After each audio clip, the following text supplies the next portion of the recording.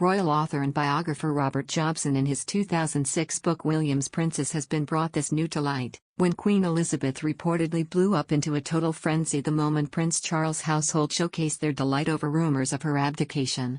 There he wrote, in November 1998, a person never identified was responsible for a spectacularly misguided attempt to burnish Charles' reputation and enforce his position as heir to the throne.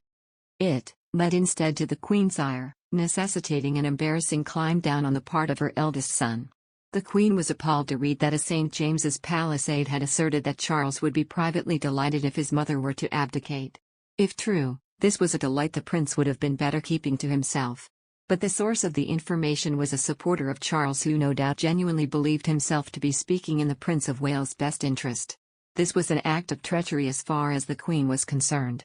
Livid, she telephoned Charles who was on an official visit to Bulgaria. He also added, he knew nothing about it but agreed with his mother that a joint statement should be issued in which Charles would stress his abiding admiration and affection for the Queen. Prince Charles insisted that if any of his staff had been guilty, heads would roll. Whatever Buckingham Palace suspects, the investigation proved nothing and nobody was hung out to dry. Meanwhile, Prince Harry and Meghan Markle have plummeted in the latest polling of the British public, a trend one royal expert described as not surprising given the couple's recent controversies. The Duke and Duchess of Sussex have plummeted in the latest poll ratings among Britons. Discussing the ratings, former royal editor of Charlie Ray said it was not surprising to see Harry at 0, while Meghan slumped to -17 net approval. The poll of 1,567 British adults was carried out by Delta Poll between December 23 and 30. Harry's brother Prince William fared much better in the eyes of the British public, as he scored a +55 net approval rating. The Queen led the royals with +60, Kate Middleton had a +47 net approval rating, and Princess Anne took fourth place with +39. Prince Charles was at +25, while Duchess Camilla was only at +5. Following years of scandal and controversy, Prince Andrew was rock bottom in the poll with -50 net approval. Discussing the ratings, the host Christophe Faufas said, I want to do some of these royal ratings.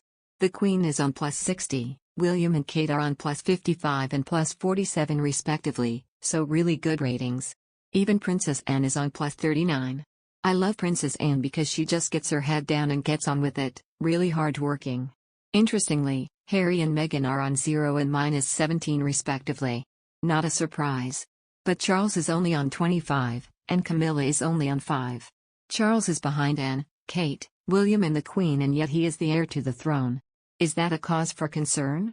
Mr. Ray responded, Charles and Camilla have been behind Kate and William for some time. But Camilla is liked among the royals. Camilla is now being rewarded by the Queen by the honor of the Garter, which is a high-profile award.